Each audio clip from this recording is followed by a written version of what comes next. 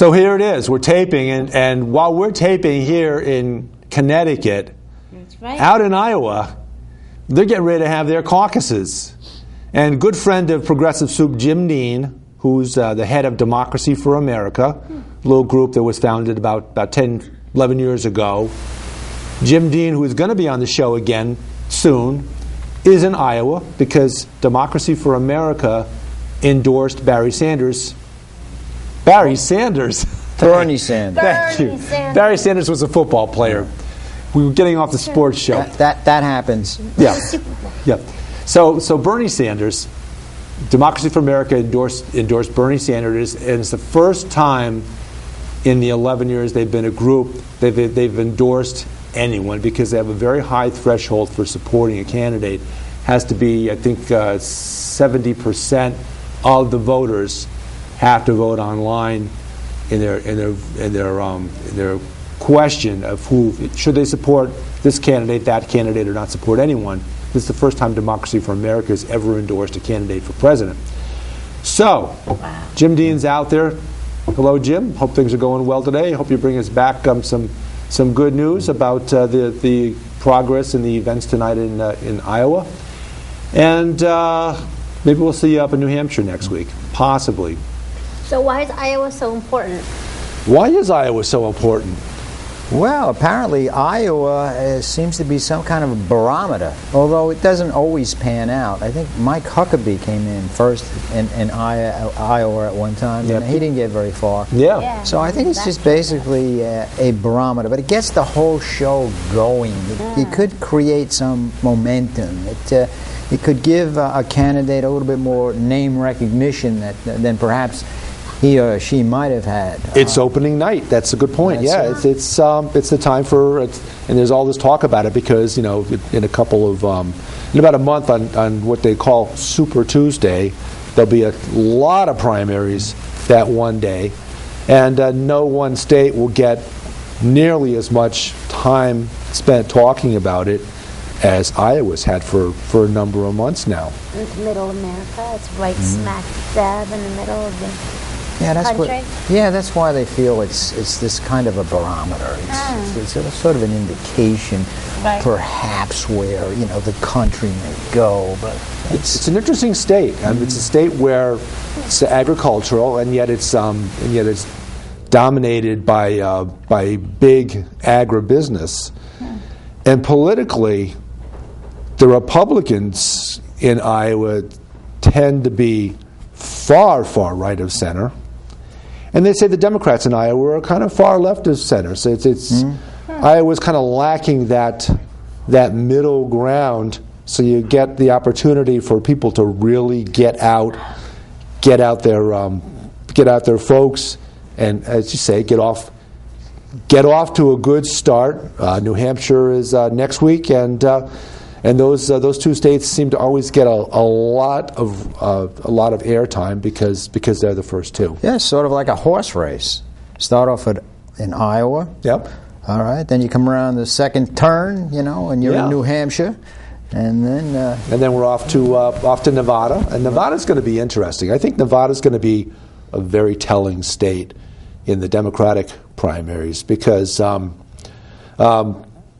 Prediction here that Bernie Sanders, for a couple of reasons, will get more votes, more caucus votes in Iowa than Hillary Clinton. He's got New Hampshire pretty much locked up, but Nevada is going to be the state that we don't know much about yet. But that could, and it's a heavily Latino populated state. Really? And so it's the first. They've been talking about, Bernie Sanders will do well because there are all these white people in Iowa and New Hampshire, and it's not representative of the country or the party in general. But Nevada is very representative of America. Yeah, they seem to think that maybe he may have a nice segment of the white population. But I think that, the jury's still out on that one. I think that he may come across with a pretty sizable percentage of the black and Latino population, simply because once they hear his message, they'll see how it rings true for them. And speaking about ringing true, he's... Hold on. He's, Go ahead. he's really hit the right notes with the young people. Yes. He's really scoring with the young people, and even the ones that are on the fence, even the ones that are really maybe not as interested, they're really affected by peer pressure. And they can also get pulled along. And not only that, when you appeal to a young voter, that young voter is going to be interacting with his or her parents. Right. And the parents may, well, you know, it's rigged, I know. What am I going to do? I guess my best possible option is, you know, voting for Hillary. And the kid says, hey, wait a minute. You know, you don't throw in the towel. If it's rigged, let's see if we can do something about it. Right. And although the parents may not share the same optimism and enthusiasm as their child, it's really hard not to support them. And I think you're going to see a lot of that. I think you see a lot of Hillary defections because of the pressure. There clearly have been a lot already. But point well taken that the future belongs to the young, and Emily can speak best to that of those of us here at the table. No, but I remember one of What do you mean no? Come on, kid. One of our previous episodes, wasn't there one college you were saying that every time they vote, you know, this one college basically named who was going to become president? Wasn't that one of the previous episodes? You said there was one college out there that when they polled them, they always in California. But I think the young people do. Yeah, you know, you're right about that college. Yeah. That college was right all the time. So they did take, I don't know what the reason, did they take a poll on it, whatever that college was? Yeah, I heard that. There was that one. Previous episodes. They never got it wrong. I'm drawing a blank on that, but I think, but I am recalling that we did discuss that. But again, the future belongs to the young. But, I mean, I'm trying to think in the young people, like you said, maybe we can become cynical and apathetic and we think, oh, our vote doesn't matter and why vote? But, yeah, I think if people did feel that they made a difference and their vote mattered, then they would. That's the reason they're looking at Sanders and Trump. Right. Believe it or not, Trump's got a nice piece of the young vote as well. And like you said about Iowa, they're to the left and to the right of center. It's going to be really interesting to see how this thing sort of pans out. I've been thinking, and I know probably you too also, all along, trying to figure out what exactly is it about this guy, Donald Trump. What about them appeals to the folks that like him? And I read an article that did a real, that's part of it, but an article that did a very good explanation of what might appeal to those that support Donald Trump. And, you know, we know he says some pretty outlandish things and gets some free airtime on the stations because of that. But apparently none of the crazy things he says seem to do any harm to him. But the common denominator, what draws people to Trump, the common denominator has nothing to do with age, gender, economic place in the world. None of these things matter to people that support Trump. The thing that draws people to Trump are people that like authoritarian leaders, that like authoritarianism, that want a leader. People that like Vladimir Putin. Because you hear people, Donald Trump loves Vladimir Putin. Right. Well, there you go. Yeah. Exactly. And on top of that hypothesis, they did polling amongst people that supported Trump, and they found that among the general population of Republicans, about 36% of Republicans fit that description of liking authoritarian leadership. Interesting. Either Republicans or Republican-leaning independent voters. They prefer that strong, charismatic leader. Yeah, they want somebody. They don't realize Exactly. the importance of what democracy means. Right. Okay, Exactly. democracy doesn't necessarily opt for the strong, authoritarian, charismatic leader, because you don't really, and that's kind of ironic, because they don't want that kind of authority in their government, yet they will put that kind of authority in an individual. Right. Figure that one out. That's a pretty crazy notion, but I think you're right with that. Oh, but also they also found out that amongst Democratic voters and Democratic-leaning independents, about 17% of them, not a high number, 36%, but 17% of them are Donald Trump supporters. Now, you add up, 36 and 17, and you get a pretty high number, but, that's a cumulative. So you end up with about 25% of American voters, cumulatively, about 25% of them, that like that kind of authoritarianism. So it's all is not lost. Regardless, Certainly all is not lost if it's only 25%. Still, but regardless what the this authoritarian leader is saying, is dismissed. As long as that individual is going to carry the ball, all right, and show what they consider to be strength. Yeah. Interesting. Now, which this is totally opposite to what I'm perceiving from Bernie Sanders. It's very contrary. Yeah, Bernie Sanders, He talks about an actual revolution, and you can't have a revolution of one man. You have to have a revolution that involves a great number of people in the society. No, and you would think with the way things are going, people would be upset enough to want a revolution. It's like, instead of complaining, do something. We're running out of time. If the system isn't already rigged, if the system isn't already bought, it's going to be, and it's going to be very soon. And a lot of the young people realize that, and hopefully. Well, I'm gonna put a little. I'm gonna put a little damper on that moribund, morose kind of outlook on life. All right. Because think back about back in the early 1900s, when America had the barons of industry, where wealth was concentrated wealth was concentrated in a very few individuals, and most everybody else in America was below what we would call middle class standards of pay and of income and of status in life. Yeah. And along came a couple of guys named William Howard Taft being one, and a fellow by the name of Teddy Roosevelt came along, and they were both trust busters, and they did exactly the things that Bernie Sanders talks about in dialing back the power of large corporations, dialing it back and bringing that power back to the individuals. And it's happened before. No doubt it'll happen again. Is it time for it to happen again?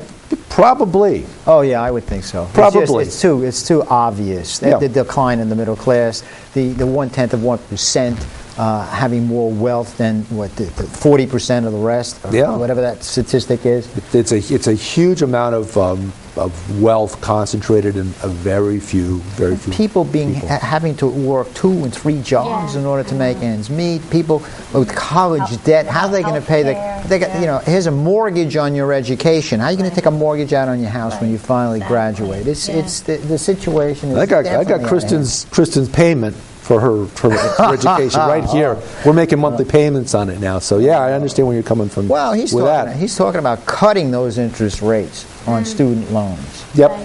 Another thing he's talking about, and people don't realize this, on your credit card. Those fees that you pay on your credit card, they can be pretty high. He's going to go after those too. Over the limit, late payment, all these kinds of fees. Payday loans. Notorious culprit, where people borrow, they don't have enough money to pay today's bills, so they mortgage their next paycheck in order to get a little money now, and they take 5%. They take a vig of 5% right up front and then they charge them with an incredibly high interest rate. And so their buying power from next week's paycheck is knocked down considerably. And it keeps them in that cycle of debt. Yeah.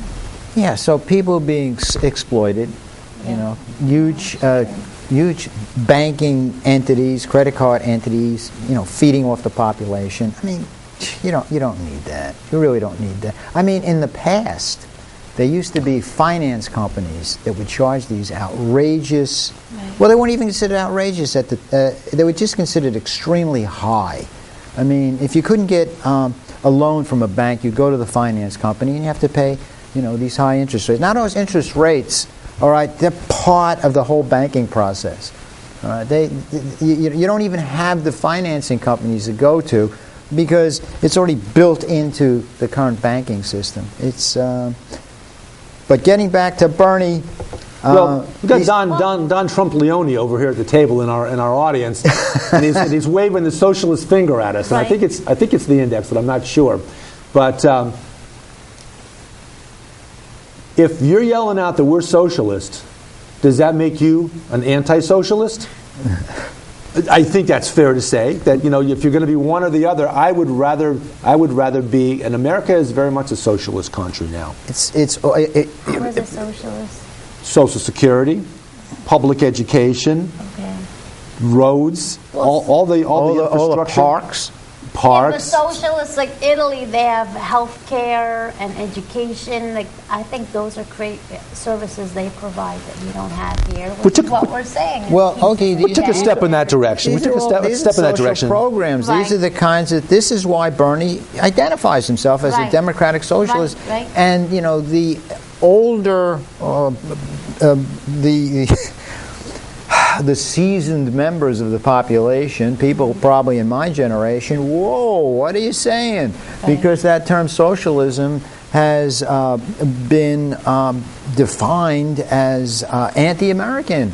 It went against the capitalist notion of what our democracy is supposed to be. And so McCarthyism. There's a stigma attached to it. Well put. The Army McCarthy hearings, which are right at the beginning of my lifetime, where this guy Joe McCarthy started screaming about Senator Joe McCarthy from Wisconsin started screaming about how there were people in the government that were communists and got everybody frightened, blacklisted a lot of their jobs. People that were entertainers in the entertainment business being blacklisted. They almost got Reagan. They came pretty close. But you know, the young people they don't, you know, they were born way after that. Yeah. Okay. And apparently the educational system being what it is hasn't really stigmatized the term socialism to the extent that it was for our generations. So they're looking at it in a different light as far as they know. Social, well, we got the social media, social this, we're going to have a So what's this socialism? Why make a big deal of it? What is he saying? Oh, that sounds good to me. Right. So they're picking up the term, okay, that hasn't been stigmatized. Yep. Right. All right. So this is good. This is good because that's I think it's the best interest of the American society right now to have more social programs. Oh, I agree too. You know, here if a woman has a baby after 6 weeks, you know, she has to go back to work if she can't afford, and then she's going to lose her job if she, you know, wants to stay home with her child. Or I think even for women, you know, more social services. It's part of Bernie's agenda. Family values. Family values. It's all predicated by good, common sense family values. And will it cost some money? Yeah, but think about the investment and what it'll do for the American family. Letting a mom or a dad being able to stay home for a period of time, bonding with their baby, and how it strengthens the American family. If you're paying a tax, which ultimately is going to benefit you in the long run, you're not going to be too opposed to that tax. Even if you're going to pay a little bit more tax for, let's say, a single-payer medical program, because you know, okay, I got this now. Don't talk to me about the medical insurance companies. The HMOs, they're out of the picture now. When you consider the amount of money, there was a time when I was paying like $1,000 a month. Okay, $1,000 a month for my insurance. Okay, okay, that's $12,000 a year. Yeah. If the government tells me, well, you may have to pay $4,000 more in taxes, I'm going to look at that and I'm going to say that's a savings of $6,000. Right. That's fine. Right. $6,000 or $8,000. I'll go with that. And that's I'll go what with people. that. That's the point a lot of people are missing on Yeah. this notion of paying taxes and the benefit you get from that. If you get a good insurance program Right. in exchange for paying a little bit more in taxes, that's a net gain. That's a net benefit. And even if, let's say, the single payer program, like I'm on Medicare Right. now, and I carry a supplement. Right. It cost me a couple $100 more. Well, even if, no, it went up. That son of a gun went up too. Well, let's say it cost $300 more. Right. I'm still saving. I'm still ahead. Right. Right. And a lot of that's going to the HMO, unfortunately, and that's where we got into trouble in the 1970s when we brought in HMOs. And we added that layer of bureaucracy. And you could talk about bureaucracy, government bureaucracy, but corporate bureaucracy is just as bad, if not worse. But if we didn't have to pay them, that would be more money in the program itself. Exactly, yep. To Like Medicare.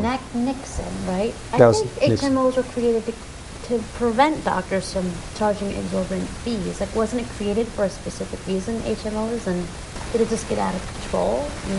I don't think it did. I think it played out exactly like it was designed. It created a way for individuals, investors, to make money Right. by providing worse care for more money to more people and skim off the profits. Well, you got to keep in mind it's insurance. Right. And be realistic.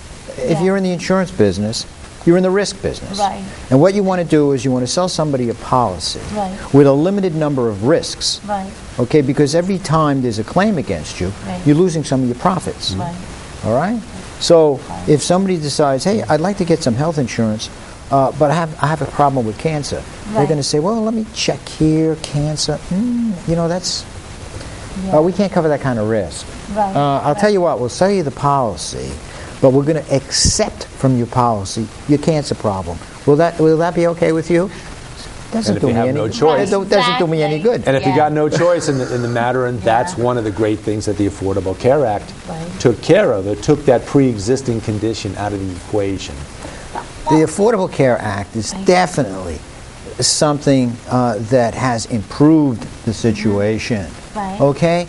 But it's not the end all. No. Okay? Now that's the thing about Hillary Clinton.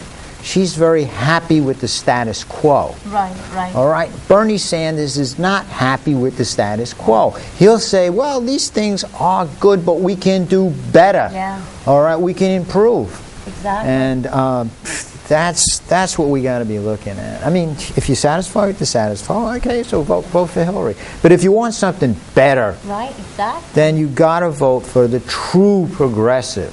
Yeah, no, and I think looking at other cultures, having spent time in Italy, I think their lifestyle is much more relaxed, and they have these social systems in place, and they're not on this treadmill of working to make money to pay for this, never getting ahead, and it causes stress, which could cause illnesses and disease, and maybe if we just kind of took on these services and had a more stress-free, and everyone was happier, and the illness would be less, and... I think Emily. that's a really good. Student That's a loans really and good. That's a healthcare. really good point, because we know that Yeah. the quality of life, longevity, The food is better quality. infant mortality in socialized countries like Italy. Yeah. People live GMOs longer. and Quality of life is lower. better. You have a lower infant mortality rate because parents are home with in those early times with their babies. Right. Okay. And even food, I think, not non-GMO. Well, and pesticides and... Emily, you're absolutely right. But and we're the wealthiest country in the world, Right, and exactly. there's no reason why we can't enact some of Right. that.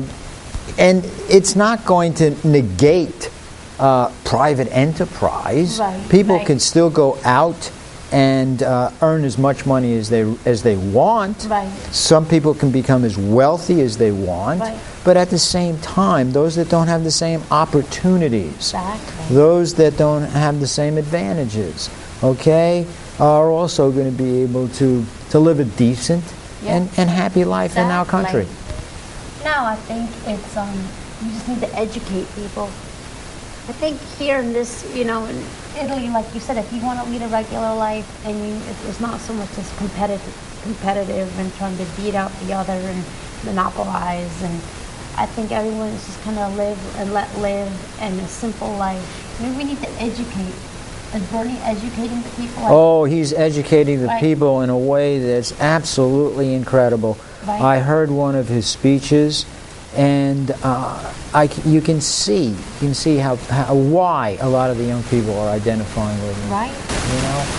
Some of the older people are looking at themselves, looking at him, Right. and scratching their heads and wondering, "Well, this old Jew he can't get to first base." Meanwhile, the kids love him. Yeah.